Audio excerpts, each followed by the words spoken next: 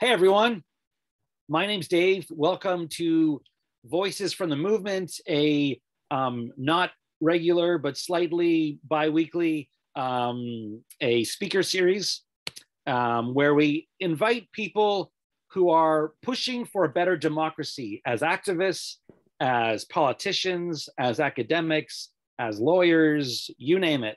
There are a lot of people in Canada who are, rather than just being disappointed in how frustrating our democratic spaces are, they're actively trying to make it better.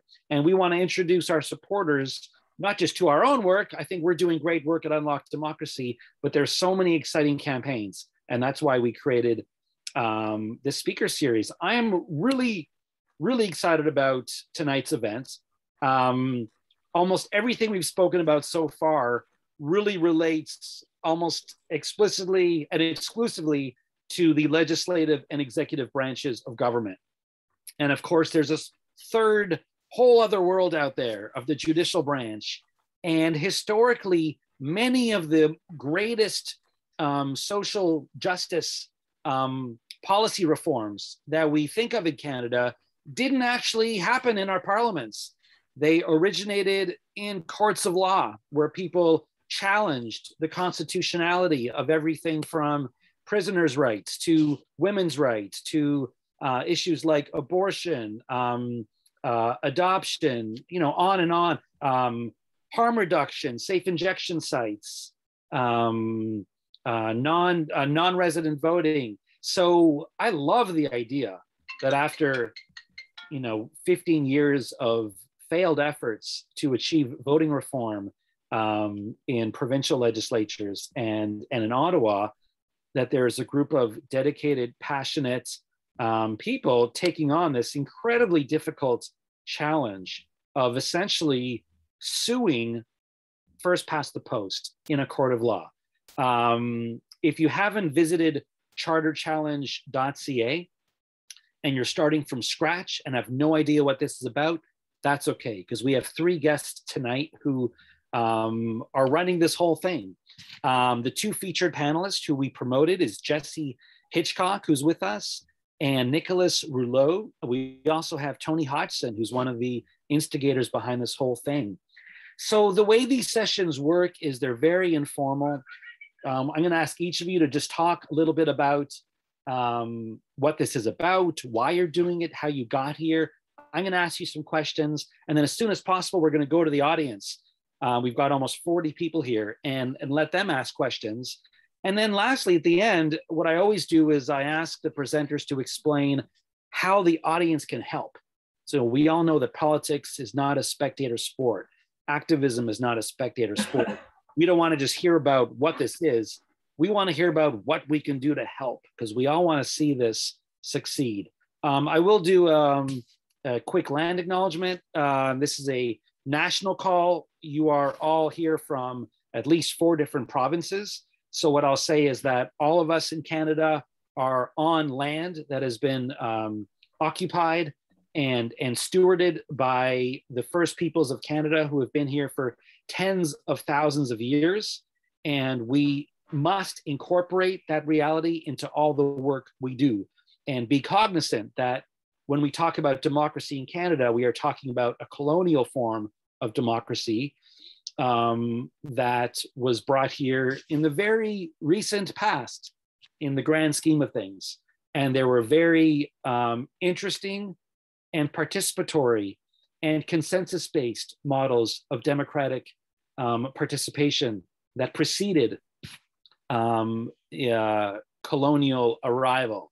And when we talk about reform, we shouldn't just be looking at contemporary reforms, but looking at the wisdom that predates colonial experiences here in what we now know as Canada.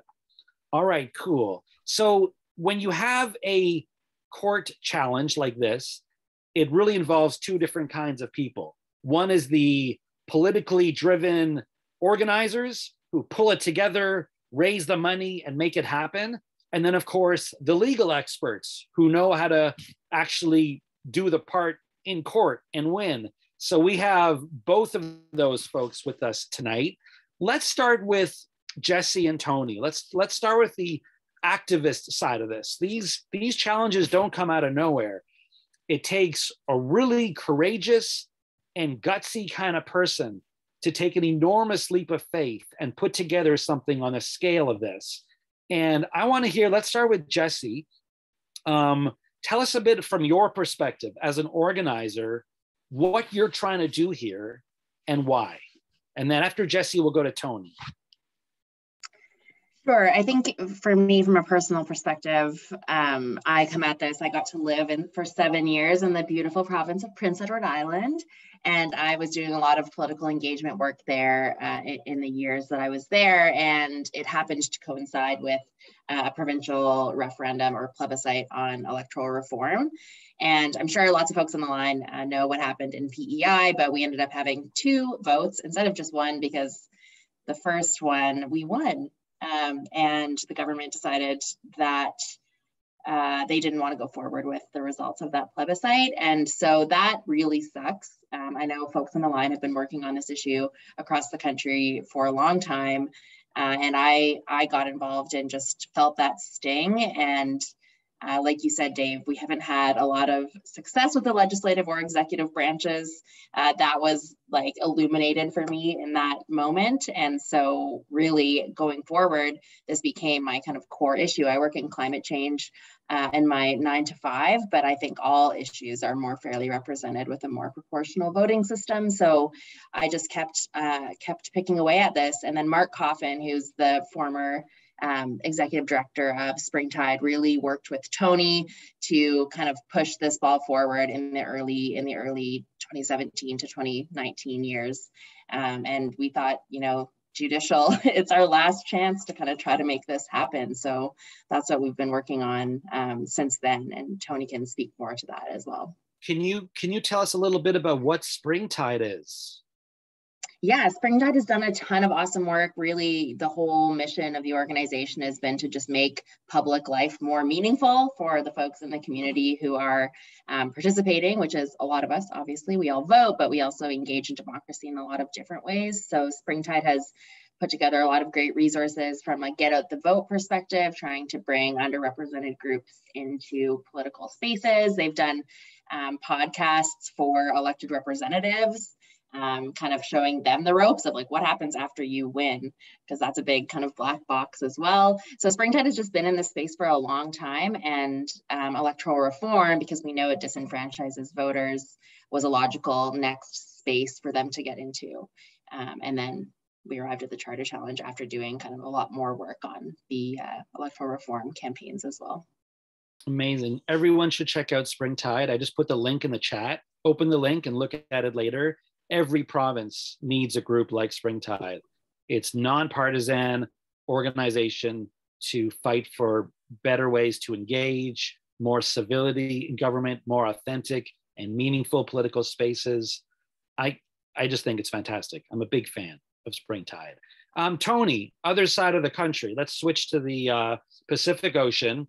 Tell us a little bit about how this seed got planted and the first steps that you take that you took to get this rolling. Sure, thanks, Dave.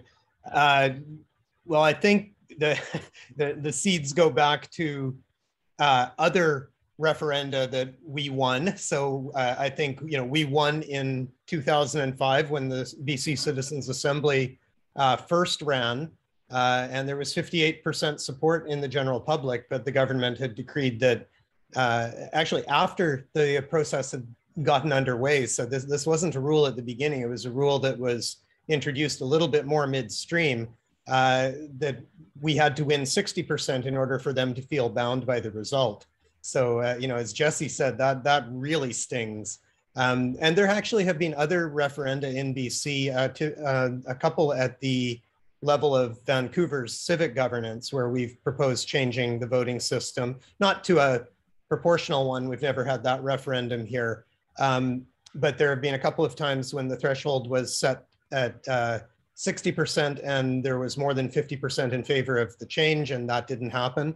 And the time or two when it was set at 50%, the forces of change came in at under 50%. So we've still never changed, despite having 3 or 4 referenda across Canada that did go above 50%. But the actual seeds of this, I think, came about. It actually started before Justin Trudeau got elected in 2015, and we'd started contemplating the idea of a charter challenge. And so there had been conversations with a couple of different lawyers around Vancouver, and we actually had a legal opinion that suggested that we probably could make a very reasonable case. And so we were trying to wait for the right moment for that to happen. And then as Trudeau got elected with all his promises of reform, it possibly seemed as if the legislative approach might work. And so we played along with that through 2015, 2016. And then the hammer came down at the end of 2016, and we realized that that path was shut off to us. So at that point, I reached out, and actually, Nicolas, maybe you can remember. I forget how we got connected originally, but I remember meeting you in a coffee shop out here in Vancouver and pitching you on this really crazy idea. And you also seemed to be crazy enough to want to join in on it.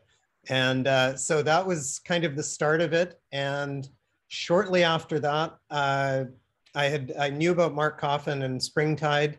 And we realized that we really needed to find a partner for this. And we wanted to find ways to connect across the whole country.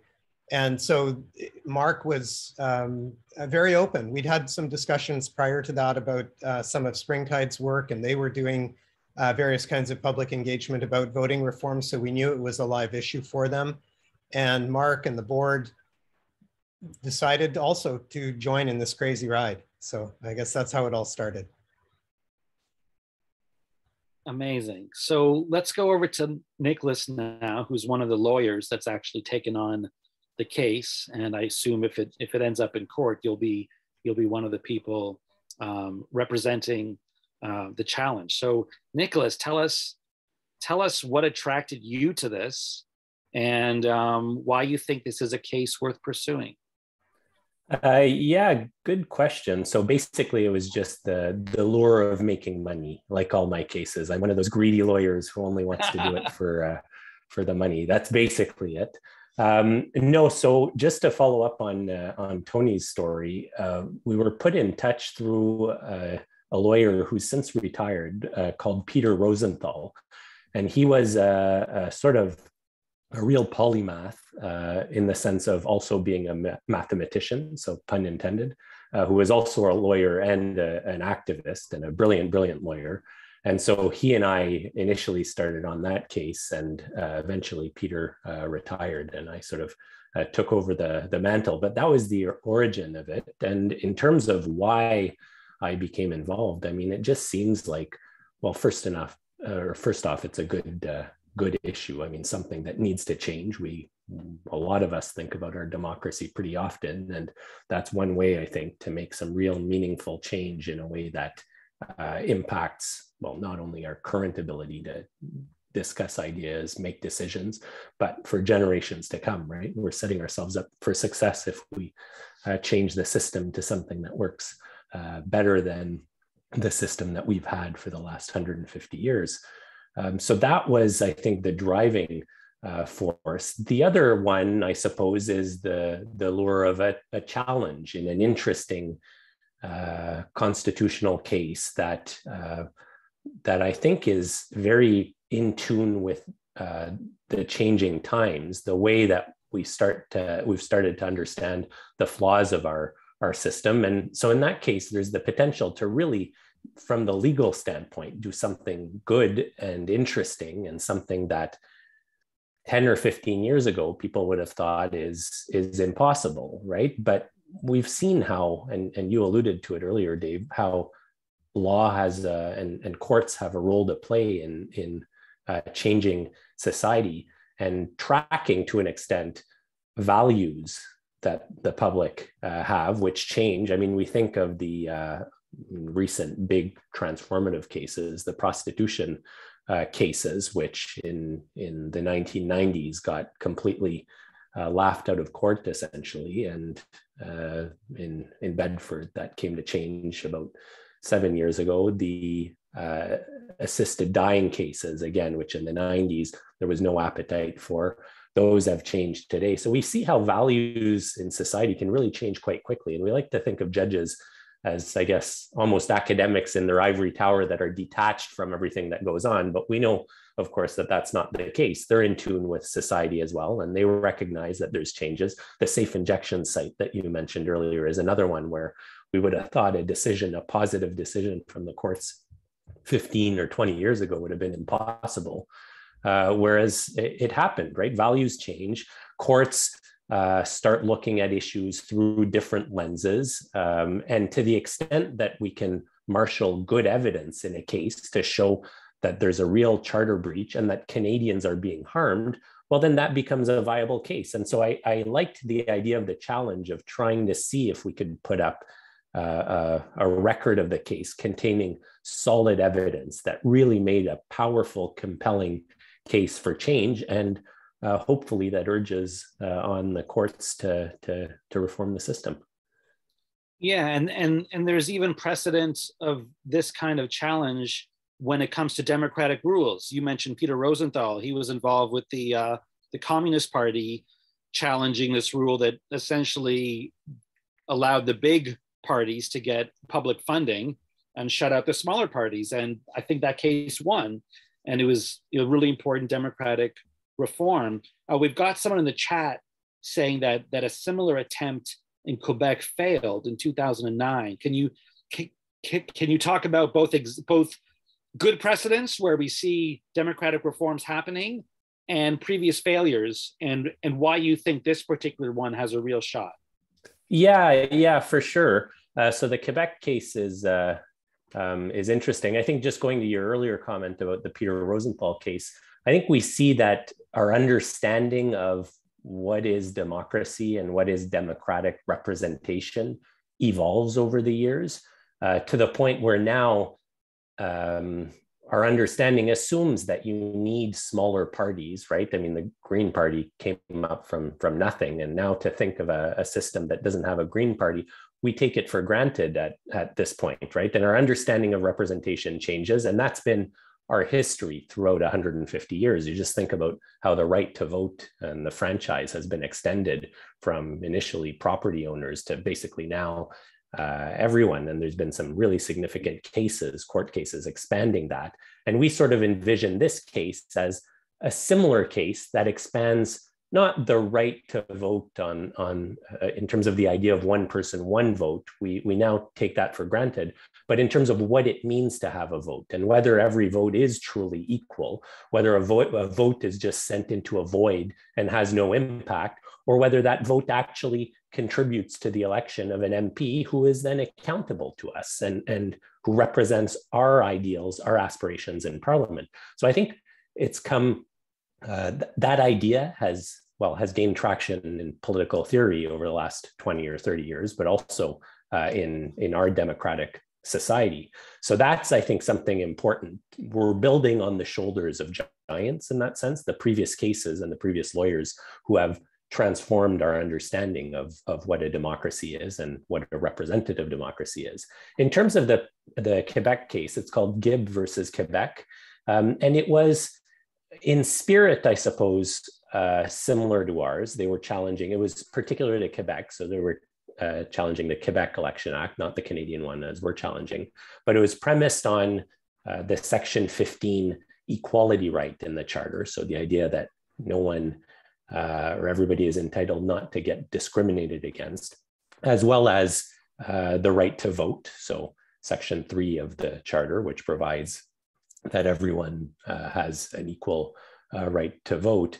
Their claim was a little bit different in some instances, and that's largely, I think, because of the evidence that's continuously been emerging over the past 10 or 15 years. So what we've found that they didn't have in their case is we've framed our case as one for women's equality and for the equality of minorities, visible minorities, because it's starkly clear now the data really, the empirical evidence is essentially unanimous in showing that women who want to get elected perform massively worse under first past the post than under proportional representation. And that was evidence that wasn't put forward in the previous case in Quebec, in which we've been able to show, I mean, quite conclusively. It'd be pretty difficult to suggest otherwise. It's just become so clear in the last 10 or 15 years of studies.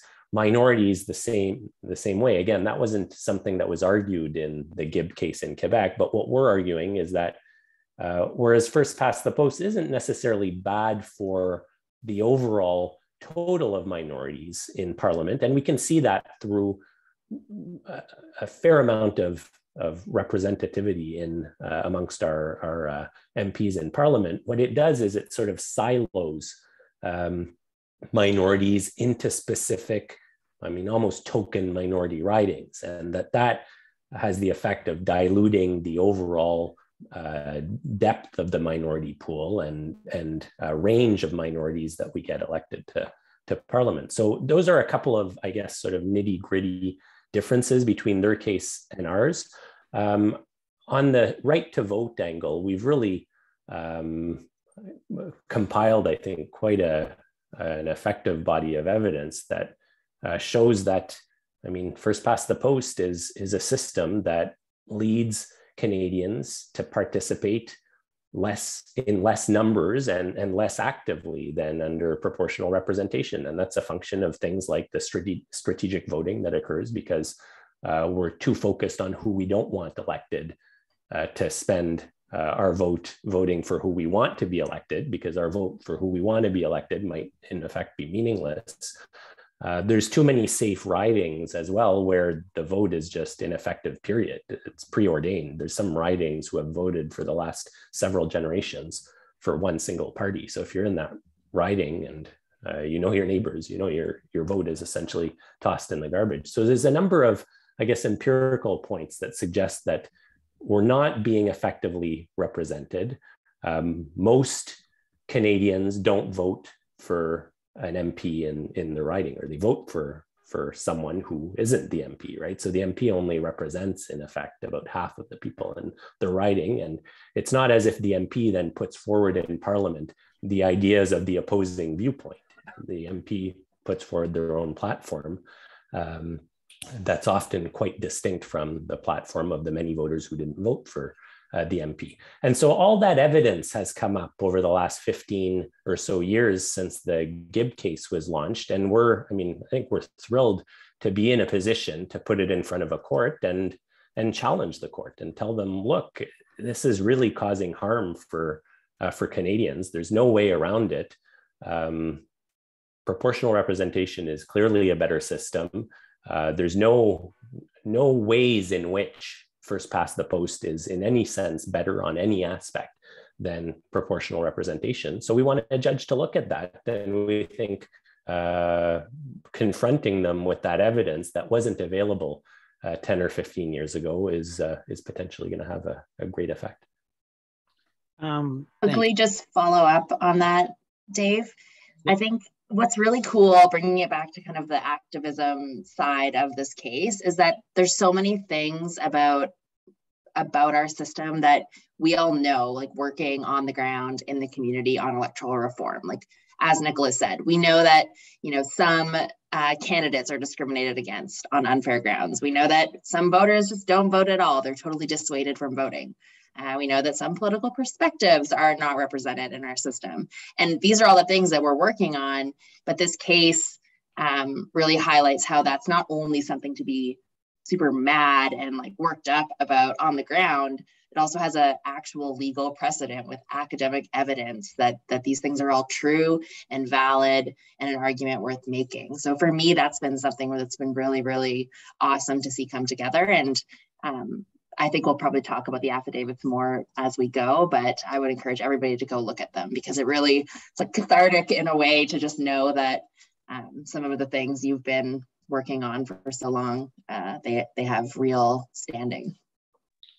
Jesse, can you just quickly describe the different phases that this goes through and where you're at in the life cycle of a charter challenge?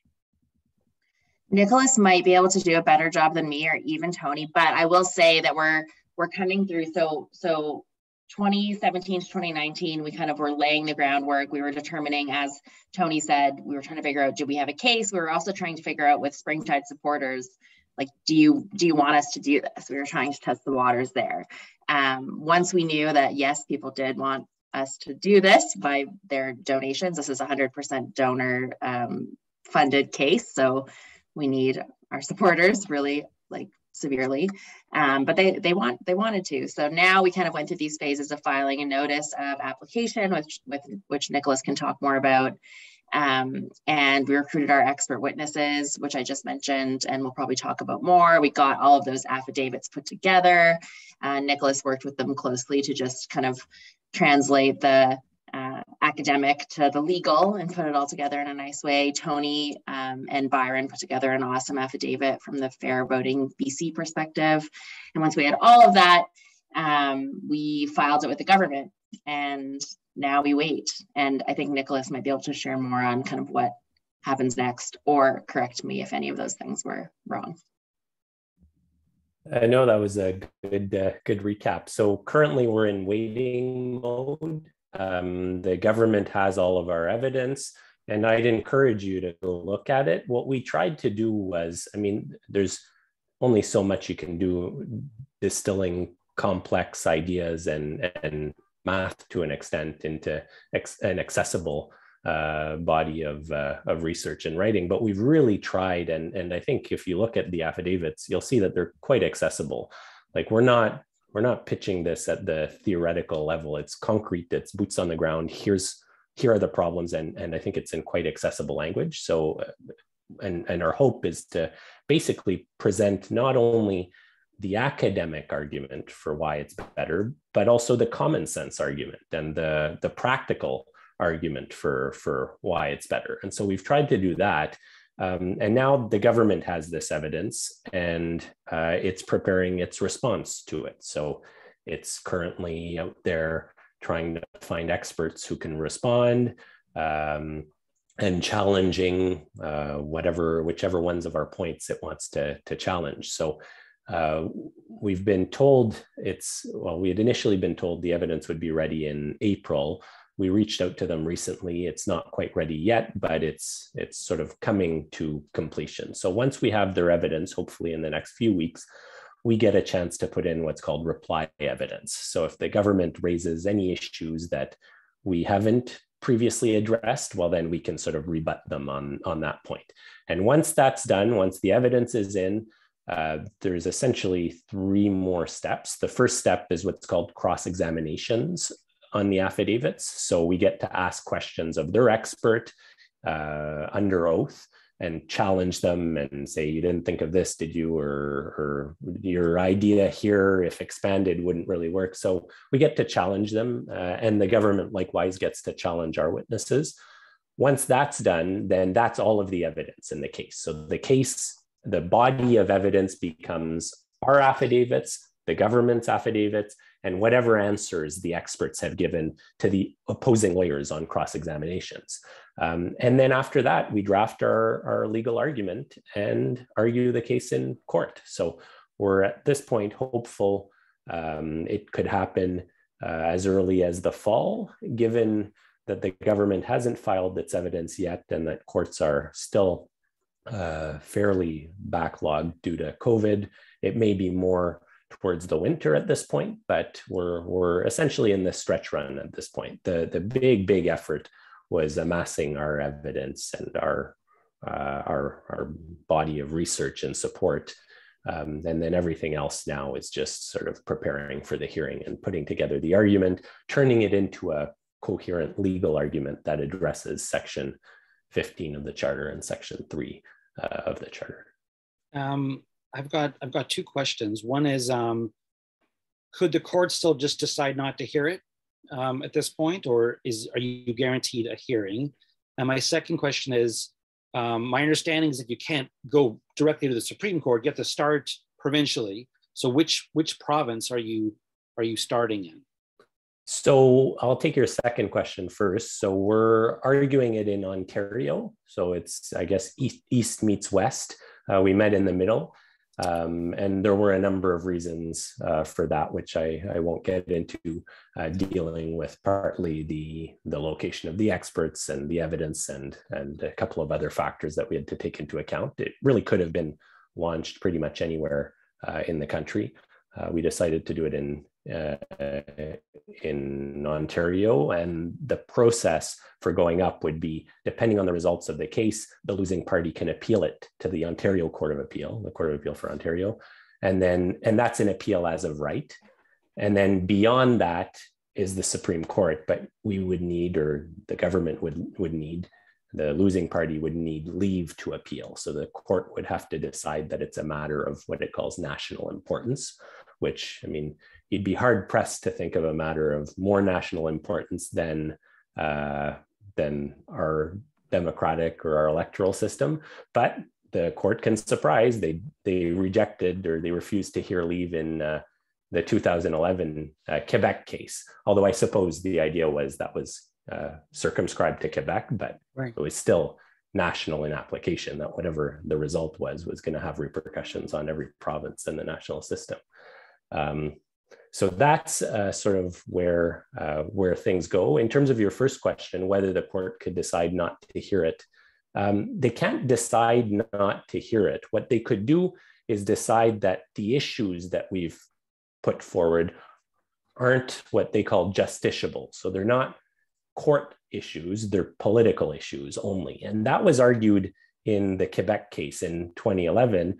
And that argument actually won at trial, but then got defeated by the Court of Appeal. And what the Court of Appeal said is the plaintiffs in that case had invoked a charter right and argued that there was harm, that their charter rights were violated. And so therefore, it's not merely a political issue. It's an issue that's real for the charter rights of Canadians. So we're pretty confident at this point that no court would say that it's not justiciable, given the precedent in Quebec, and given the fact that if you read through our affidavits, they're replete with details as to why charter rights are being harmed. So I don't think we're worried about that. So effectively, we're going to get a hearing on the merits, and a court's going to be forced to decide whether our right to vote is breached by the first past the post system, or whether the Section 15 rights of women, minorities, and political minorities are breached by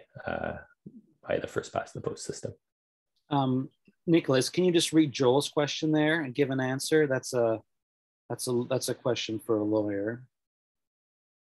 And in the meantime, I hope everyone saw Boyd's post there for anyone in the Greater Toronto area to form a local chapter of support for the challenge. I think we should talk about that towards the end of the call, how we can help Springtide and Fair Voting BC build a nationwide campaign that helps them secure the funding they need and helps build public awareness around this. So thanks, Boyd, for that offer. We're going to talk about that in a few minutes. Nicolas. So thanks. That's a great question. So the question, in case people haven't looked at it, is basically how much of the success of the case depends on having a good judge or a sympathetic judge, rather than whether the legal arguments are winning arguments. And I think that underlines a truth about the judicial system that I sort of alluded to earlier, which is judges are people too. And to the extent that, I mean, judges decide, that's my theory and the theory of a lot of other lawyers, they decide with their gut more than they do with their brains. And not to say that they don't use their brains in coming to their decisions, but you've got to feel it inside. You've got to feel the unfairness. Judges are there to dispense justice. And to the extent that the first past the post system just seems unjust and really harms Canadians, well, then that's when they're going to start to think, okay, well, maybe I should strike this down. I mean, it's a heavy, I guess, burden to strike down, to be the person who strikes down the electoral system we've been operating on for our entire history. And so it's going to obviously take a judge with courage who understands, I mean, in his or her gut, that there's really something wrong. And then they're going to put together their decision that sort of explains all of these things and contextualizes why it's wrong in the context of the legal arguments that we've put forth. So I don't know, I can't really put a percentage, but there's a large part that's the gut, and then a smaller part, but still significant part, that's the brain. And to the extent we have a judge who's sympathetic and who can sort of, who has perhaps life experiences that help him or her understand where these disenfranchised voices are coming from, well, then that's probably going to be quite helpful. Thanks, Nicolas. Okay, could I just add something there, Yeah. and maybe Nicolas could speak a little more to that. But one of the important decisions we made earlier was to identify people who had experienced harm through the way that our voting system works. And so you'll see in our affidavits, we have the expert affidavits, we've got the more technical ones, and then we've got several of them from people across the country, from different parts of the country, different ages, different genders, different political backgrounds. And all of them are speaking about how they have experienced the harms of the way our voting system works. So I'm happy to let Nicolas, just comment on, some of the features of any of those more personal affidavits and their role in trying to help a judge understand in their gut why there is unfairness at the heart of our voting system. Yeah, thanks, Tony. That's a good observation. So the affidavits in court get, I guess, divided between what are called expert affidavits, and those are people who offer opinions on academic research and on things that aren't direct observations, and what we call lay affidavits, which are from people who could speak to their own experiences. And we have lay affidavits from individuals who have voted for all of the major political parties except the Bloc Québécois, I think. So we have Liberals, Conservatives, NDPs, Green Party, even the People's Party, and essentially which show directly that there are voters from all these parties who are harmed under first past the post. So there's, I think we have people who have never voted for a winning candidate. We have individuals who are forced to vote strategically because their party of choice has no chance of winning a seat in the riding. We have individuals who don't vote at all for these reasons, people who are incredibly committed and politically active and who've taken the decision not to vote because they just think it's a futile process, and they're not adding anything to the debate by voting for a candidate who has no chance to win or whose victory is preordained. And so it's real. We have these individuals from everywhere. So a Liberal in a riding in Alberta who has been super active in the Liberal Party in the past, and at this point has basically started, I think in her 60s or 70s, to give up, because what's the point of voting Liberal in Alberta? We have people who are voting for the Greens and have been committed and have tried to turn it into a party, a real meaningful party, which now has 5 or 6% of all votes, but has, I mean, a tiny fraction of that in seats. So it's quite interesting to read the perspectives of all these individuals who are invested, who are committed, or who would be invested and committed, but they feel that the system just isn't giving them an opportunity to be heard. And it's all the parties. It's not one or the other party. It's all the major ones, and never mind the minor ones that don't have a hope in hell of ever electing anybody. I mean, those are as far from the picture as they could be. So it's in that spirit that we're just trying to show this affects people. It's real. It's not just a theoretical problem about which system in the broad picture is better than the next. It's a feature or a bug, I guess, of our system that leads to real harm and disengagement from real voters. Thanks, Nicolas. Tony and Jesse, let's talk about money for a few minutes. So these kinds of cases can cost anywhere from 300,000 to $500,000 or more, I would imagine. Tell us a little bit about what your anticipated costs are, where you're at now. And I know you've been splitting it up into kind of annual or every few months. You're like, this is our goal for the next phase. So what phase are you in now? And what kind of people have been donating, and how have you been approaching this enormous task of raising close to $500,000, as both of your groups are very small nonprofits? This isn't the United Way or the Red Cross here trying to raise $500,000. It's Springtide and Fair Voting BC. I believe each of your employee payroll would be 1 or 0 or 2. So like this is and just monumental. I can't imagine, or 0. Tell us a bit about what you're dealing with on the financial side. And I encourage you to be selfless in your pitch. And if you don't do it, I'll do it. We should all be chipping in on this and thinking of people within the movement and in our circles and families, the kinds of people who can write big checks, because this could really, really change the future of our country. I can start, and then Tony, you can fill in anything I miss. So the step we're in currently is raising money for the written argument. Sorry, my video does this sometimes. Let's see if I can fix it. I don't know. I think it does it when it wants me to stop talking, but I'm not going to do that.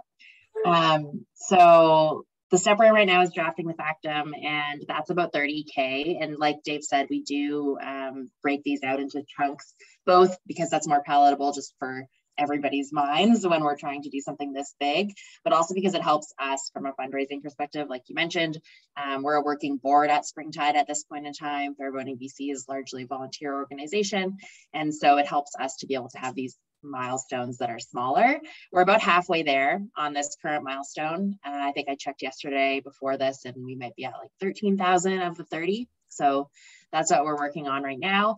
And then after that, we'll be moving towards fundraising for the oral arguments, which will be about another 25,000. And I will say, Tony, you can talk more about those processes after, but I'll say from, who are the donors? We have more than 1,000 donors to the case, which is awesome. They're all across the country, truly like every corner of the country. Lots of them are monthly donors, so big donations help for sure, but so do recurring small donations. And like I mentioned before, it's 100% donor funded. So truly, it's just folks who care about this and want to throw their money behind it. And that's really, I think, important and notable. And we're really, really thankful. And I'm just astounded every time we hit one of these milestones. It's amazing. It's been really cool. Wow, I'm astounded too. I know how hard it is to fundraise. You've done such incredible work. Maybe I'll say a couple of words as well. So I think the way we approached this at the beginning, Jesse talked about how that time back in 2017 was a period of trying to figure out whether we could do this or not. And the main way that we tried to figure that out was we started with a pledge drive. And so we put our plan out there, and we said to people, as many people as we could think of, this is what we're planning to do. We don't want your money now. We don't want to take your money in advance of making a solid commitment to doing this. But if we were to do it, this is what Nicolas tells us it would probably cost, and on roughly what time scale. And so would you be willing to support us? So we did a pledge drive over, I forget how long. It wasn't all that long. It was actually a matter of a number of weeks. And we pretty quickly went over $100,000 in pledges. And we, there was a thing, and maybe Nicolas can talk about this at the very end stage, but we had to, we were trying to anticipate the various stages all the way through the appeals and things like that. And so we had people pledging in the early stages, and then they said, yeah, if we get that far, if we get to an appeal, we'll put in more at that stage. And So it just really, really encouraged us. And we realized that once we actually started, we could probably count on all of those, or the vast majority of those pledges coming in, but then we would also expect to get more excitement as it went. And so that's what gave us the confidence to launch this in the first place. But we've always taken a position that we don't want to raise a lot of money and then not deliver. So what we've always been doing is been looking ahead to the next stage and saying, okay, in order for us to do this, we'll need this much money. This is how much it's going to cost in various filing costs and prep costs and expert fees and lawyer fees and all of that. And so we really are not collecting very far ahead of where we are. We're trying to, we're trying to be far enough ahead that when we say we're going to do something, we definitely have the resources to do it. But we're also about to get into a stage almost up until now, the timeline has been under our control. So it was up to us to decide when we filed our notice of application. It was up to us to decide when we filed our evidence package. And if it took another 3 months to get the evidence together, that was okay, because nothing else was going to happen. But I think Nicolas might be able to speak to this now. We're almost shifting towards being on the court's timetable, or at least on a timetable that's controlled or influenced by people other than ourselves. And so at some point, the court will tell us, here's your date, and we have to be ready for that time. And so we will be moving into a period, and then, if there's a judgment that comes down and there's a period for appeal, we have 30 days, 60 days, whatever it is, to file our appeal. And so at certain points in the future, we will have to be trying to raise money on much more of a timetable than we've had up till now. So I just thought it would be helpful to share with you some of that, philosophy of fundraising. Yeah, let's talk for a minute about the tax benefits that people get when they make a donation. Jesse or Tony? Yeah, sure, I can speak to that. Springtide is a registered charity, and the Charter Challenge is just, it has a different name, but it's just our baby, our project. So everything over $25 is eligible for that charitable donation tax credit. And that's, if you do like $10 a month, you get it at the end of the year, or you do one lump sum and then you get it as well.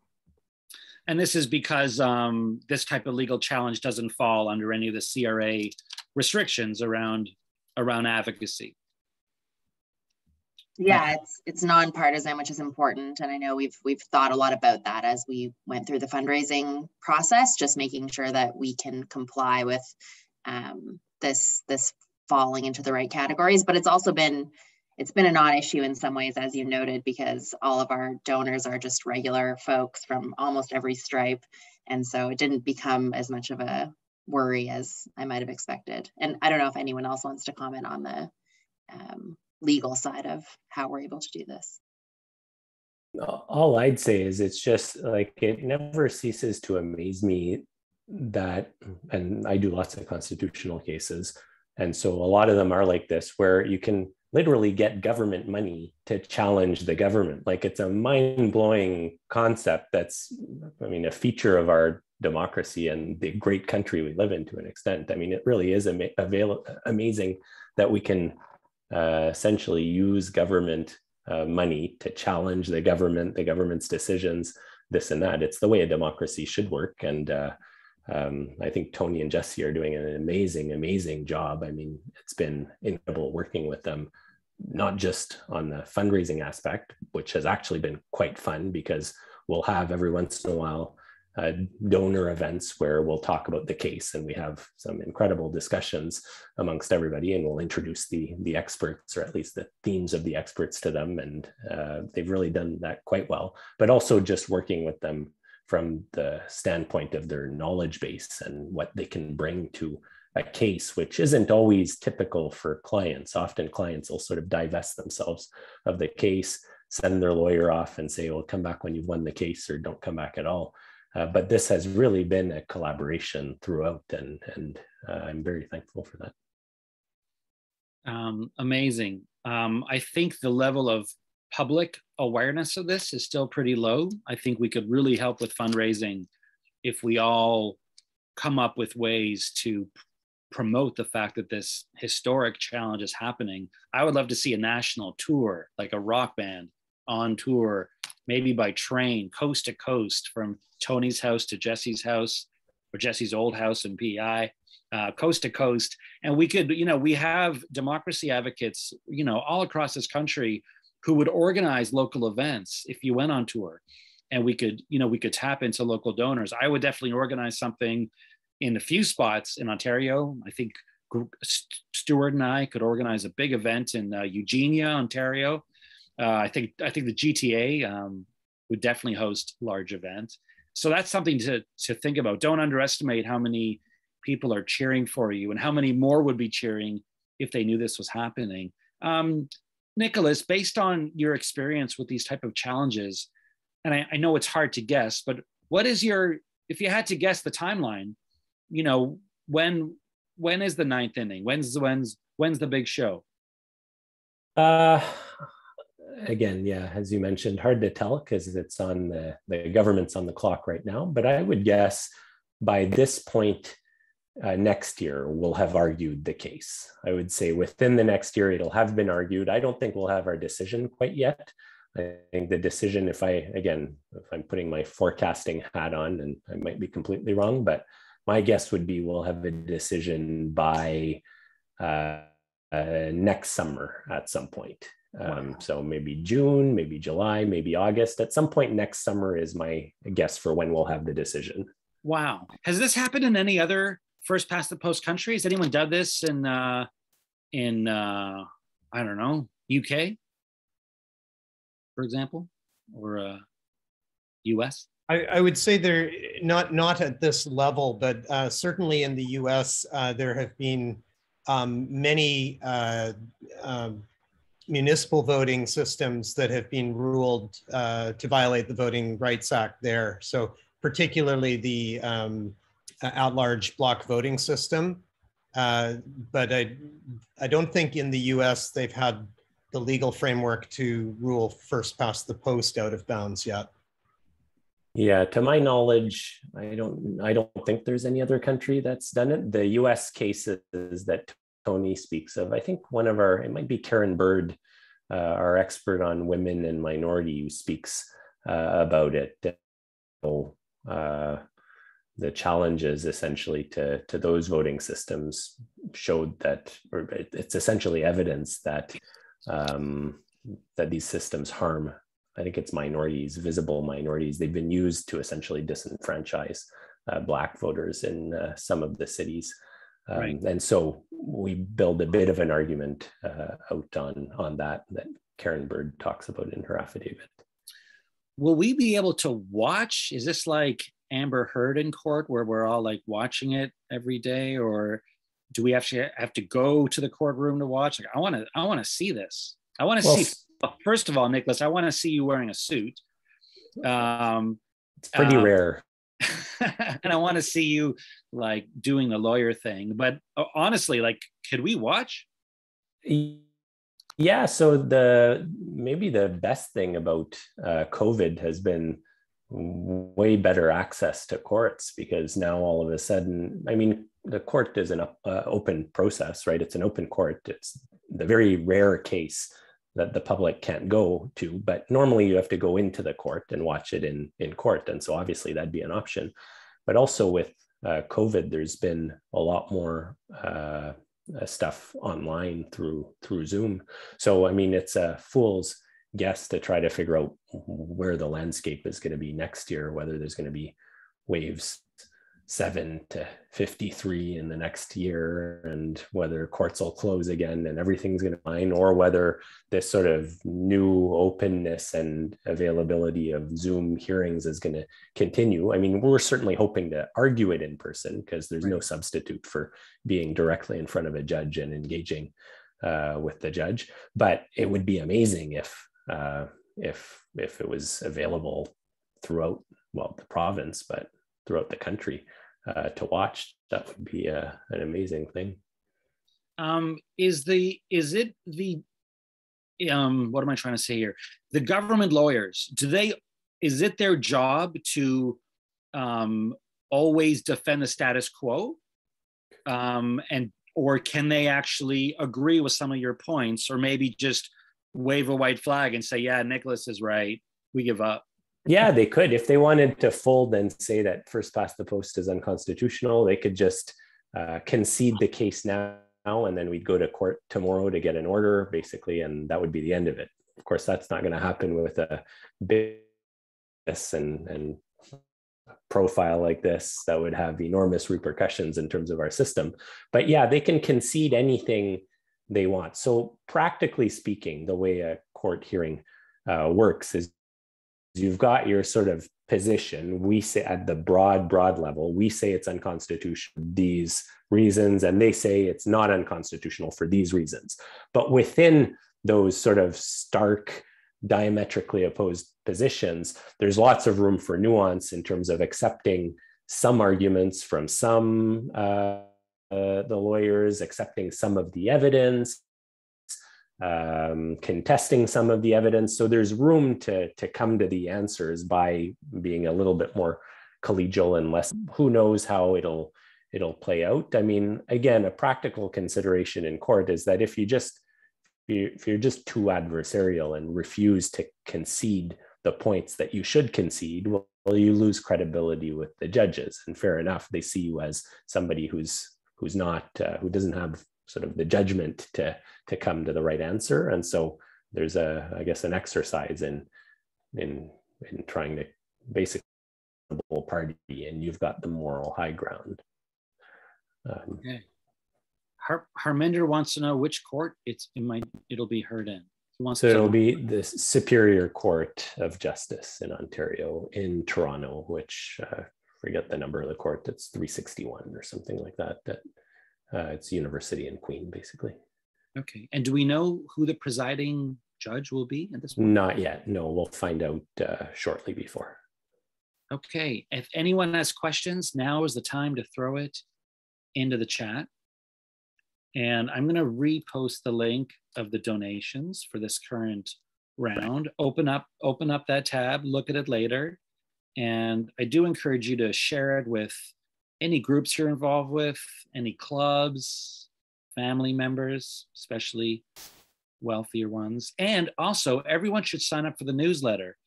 Jesse, can you put the link on there? I think you can. There's a link. If you go to charterchallenge.ca, there's a big link to sign up for updates. Everyone should do that. I'll do my best to keep people updated, and I'll do retweets, but it's really good to be on their list. Okay, Stephen Cohen wants to know, once you win the challenge, then what's the next step? It's just going to be an all-out party for weeks at a time. It'll just be a giant celebration. That's it. And we don't know what comes after the celebration. Yeah. Okay. I'll start raising money. I'll start raising money for the party. That's right. That's right. That's the key part. No, so what would happen? So what we've asked for in the challenge is what's called a declaration that the first past the post system is unconstitutional. So a declaration basically is a court order, and they say that law is unconstitutional and we're going to strike it down. So that means the government's back to the drawing board and would have to come up with a law that wouldn't be unconstitutional. And so what we're trying to suggest through our case, because again, it's not just going to be a one-sentence declaration. There's going to be a whole set of reasons by the judge that comes along with it, and that's going to explain why it's unconstitutional and what the problems are with the first past the post system. And so the government would go back with that as sort of a guide, and what we're hoping to push it towards, or to push the court towards, is essentially the recognition that only one of a few proportional representation systems would be an adequate substitute, would be a constitutional law. So depending on how detailed that is, well, the government would be more limited in what it can do. Courts tend to give a fairly large margin of maneuver to the government in terms of coming up with a law, but probably what the government would do is engage in some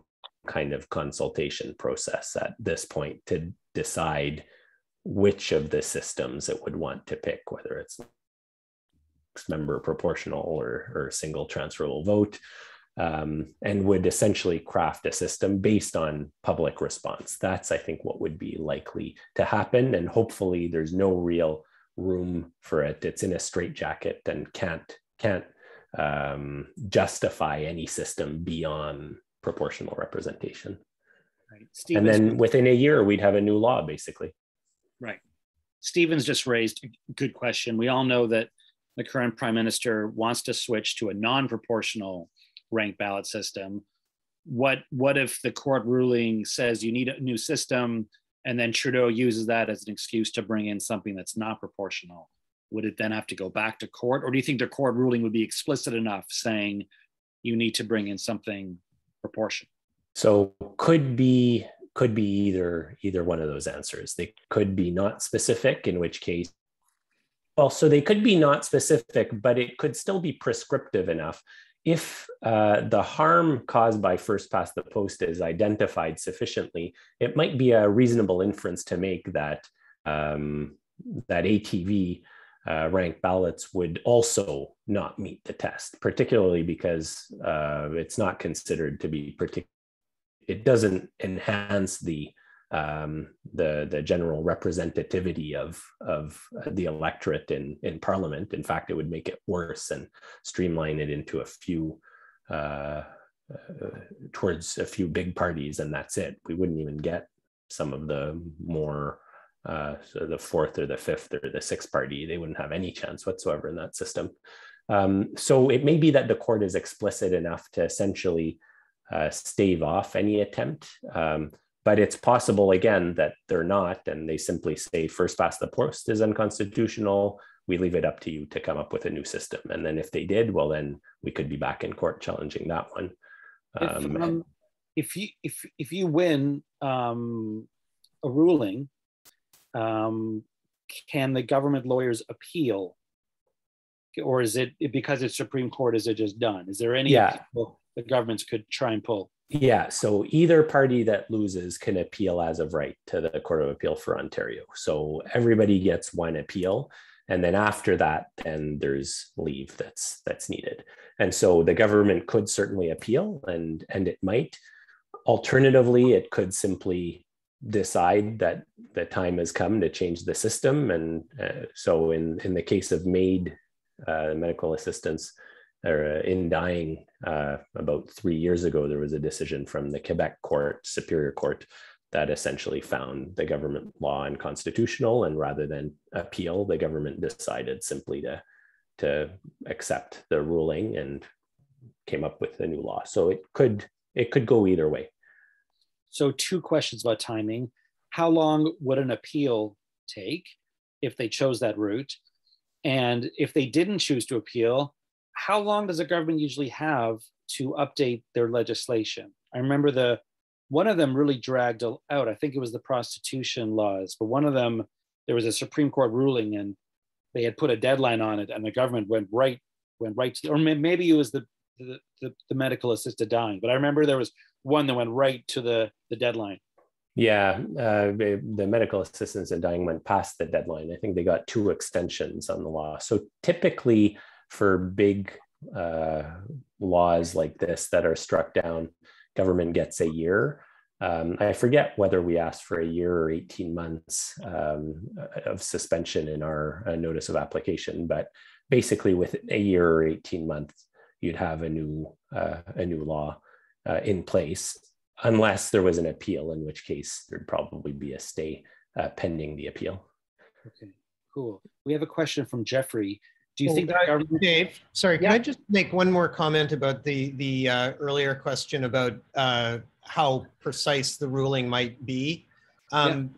So and I just saw that Boyd had mentioned the Gallagher Index.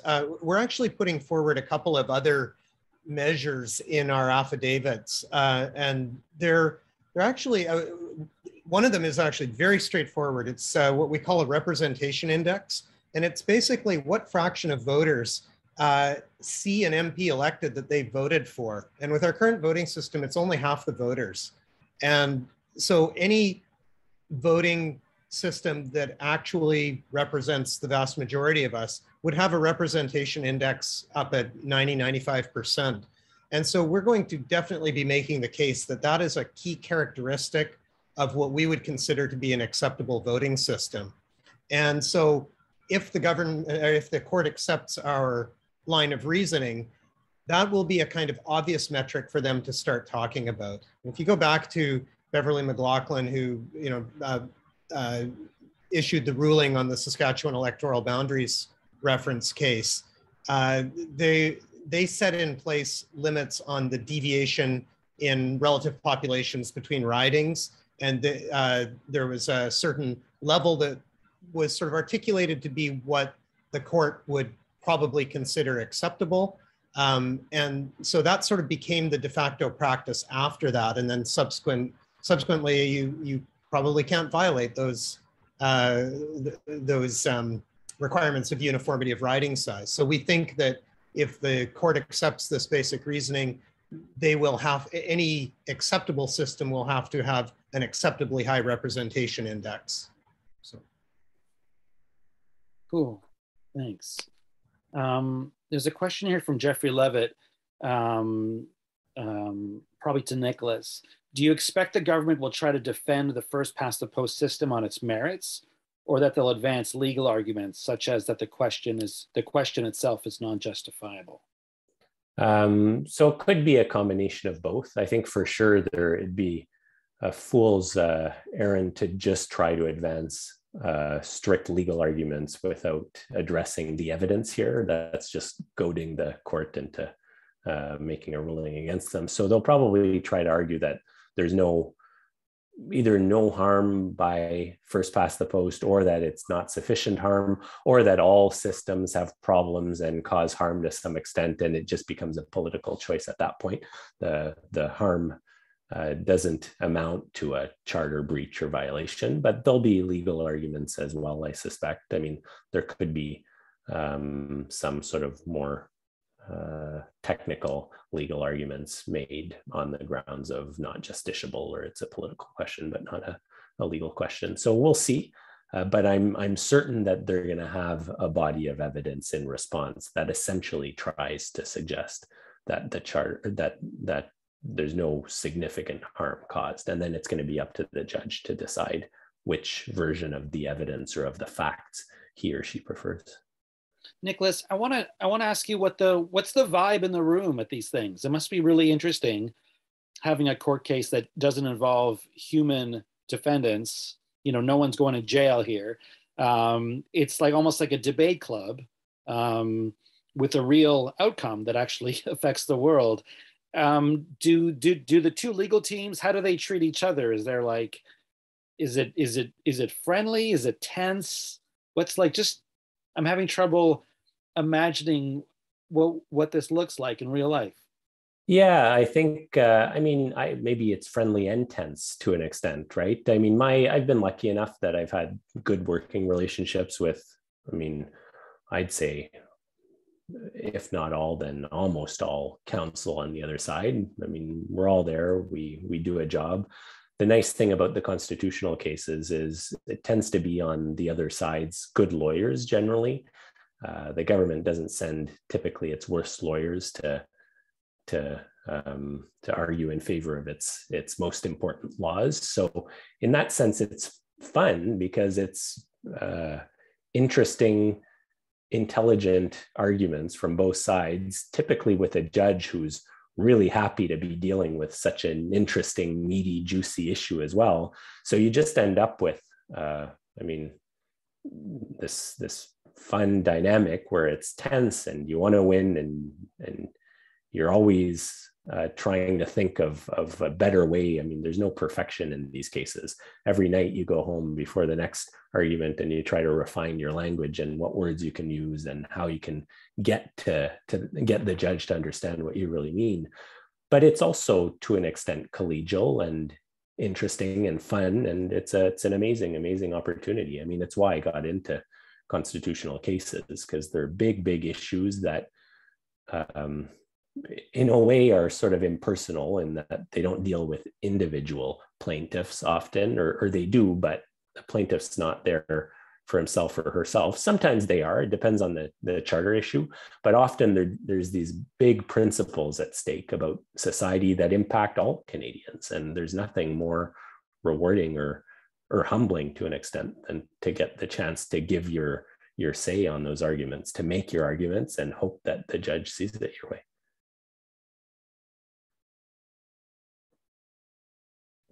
Very cool. Can't wait to see this.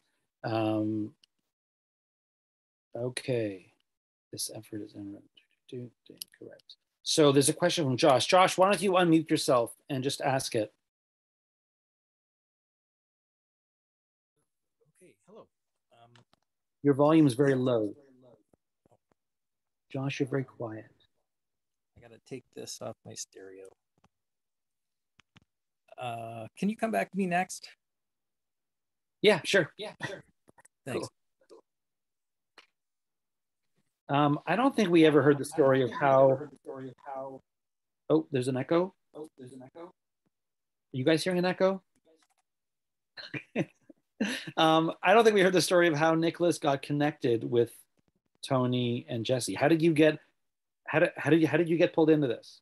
Yeah, it was through Peter Rosenthal, the lawyer right. I mentioned earlier, who I guess the two of us, I think Tony may have reached out to him at one point, and Peter and I got to talking about the case, and we started having a conversation quite quickly. Mark Coffin from Springtide got involved as well, and it sort of snowballed from there. And are you I'm only remembering more of that now? It was because we were speaking to the lawyer from the Julian Gray from the Gibb case, and he put us in touch with Peter, and Peter had been doing some of the work on the challenge that Joan Rousseau from the Green Party had been putting together through the University of Toronto, but that had been suspended, and then he introduced us to you. Right, and Peter, I think, had been an intervener representing the Green Party on the Gibb case in Quebec as well. I'm pretty sure. Yeah, that sounds right. Okay, are you ready there, Josh? I am, thanks, Dave. Yeah, I had it running through my stereo, so I think I caused the feedback, all that. Anyway, I recall the Citizens Election Reform Assembly from BC before, or I guess after, I guess it came before the vote, the 58% vote, because then that's what citizens were voting on. But I'm sort of recalling that it took maybe up to 2 years or something to run that process. And given that it involved people from all walks of life, I think they were it was kind of like they were paid. It was like a court case, but that they were paid to attend. So that's a lot of resources going to the next stage. But I wonder if there are foundations or other mechanisms of getting such a thing going on a national level. Like, I would love to just take the good work of BC and have us vote on that, because it's a very considered output that they created. But then I also appreciate Nicolas's point that times change, and now that's coming up on 20 years ago. They finished their work. It was also, it was very BC specific, and Ontario had their own assembly that came up with a completely different recommendation, as did PEI. But I like the idea that we don't have to wait for government. There could be a nationally, a bottom-up, citizen-driven, foundation-funded assembly with academics and randomly selected participants that chooses a model. And then if and when the Charter Challenge wins, the government would already have a nice answer to work with. Is that kind of what you're suggesting? Yeah, exactly. Thanks, Dave. Tony, Jesse, is that worth exploring, or is it better to let does the government like to feel that they have control over everything and do it their way? I'll take a shot. Jesse, feel free to leap in. Yeah, I mean, I think it's a wonderful idea. I think we can, but there's a lot of work involved in that. It may be strategically wise to think about doing something like that. The more consensus you can build in, I think if you wait for the political processes, it's always going to be very divisive. And I think that people who are not partisan stand a better chance of being able to lead a consensus building process. But anything, you know, there's always the challenge of how you develop political legitimacy for what you come up with. And so I don't know. I think in the end, we're trying to pursue the charter challenge and get the ruling that our first past the post system is not constitutional. The government knows that it has the ability to go out and engage citizens through these nonpartisan assembly approaches. I think there are lots of citizen engagement approaches that don't need to run for 2 years. I think you can, I mean, actually the one in BC actually only ran for 1 year. There was time beforehand to prepare for it. But there are lots of citizen deliberative processes that run for months. So I think it's within government scope to build on the various consultations that have happened, including the 2016 one that the Liberals ran. So you could build on all the baseline knowledge that's there and probably run it in a shorter period of time. But yeah, I'm open to talking about whether this could be done outside the reaches of government, but I think it's a challenge.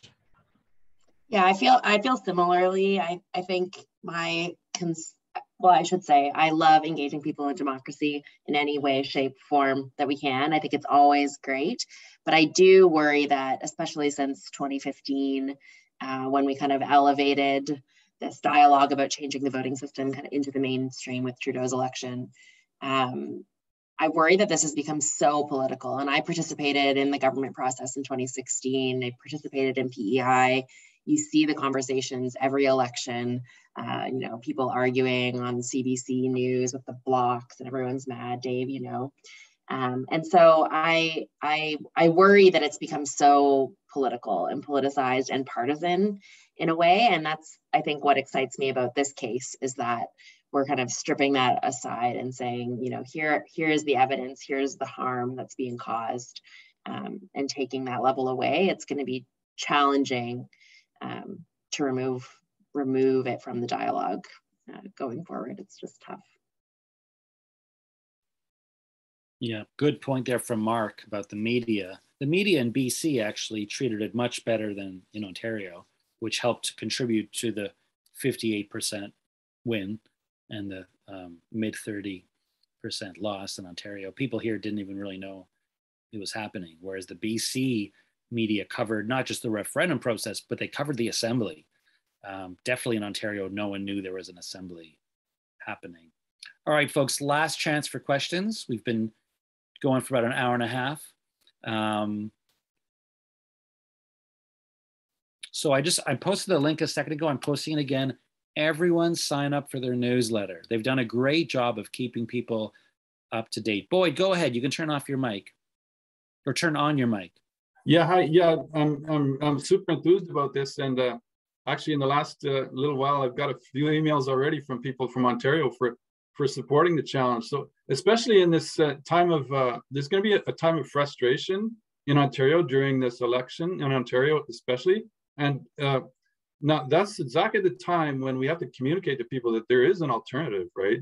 So, I think this is a great time between now and even the period between now and 2 weeks after the election happens. This is a great time to clue into people's awareness, which they already have. And so, yeah, just shoot me an email at makevotesequal@gmail.com.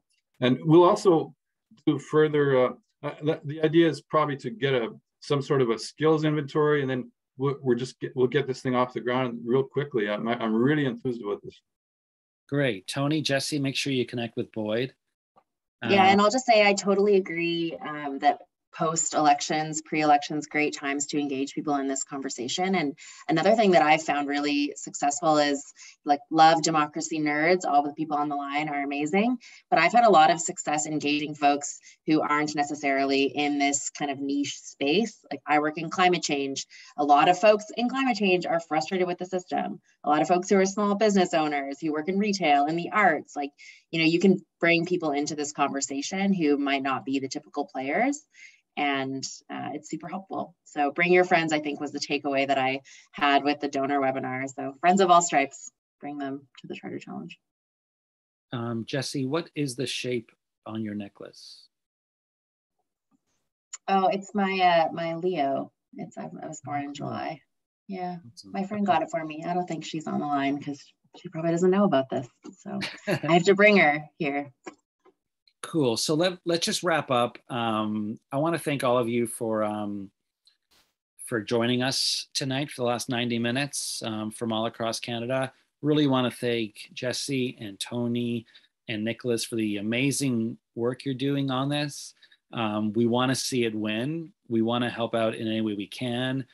Folks, if you're in Ontario, Southern Ontario, make sure you've sent an email to Boyd. Oh, fellow Leo here. We've got some chats about horoscopes and whatnot in the chat. Everyone just sign up for the newsletter. This is going to unfold. There's going to be a lot of fundraising opportunities, and I really would love to see a tour across the country. Tony and Jesse, I'll give you a call about that. I think if you created opportunities for people to organize in their neighborhoods around this, a lot of people would step up to the plate. And like having you in living rooms or in Rotary halls or community centers across the country, if you created that opportunity, people would book those spaces.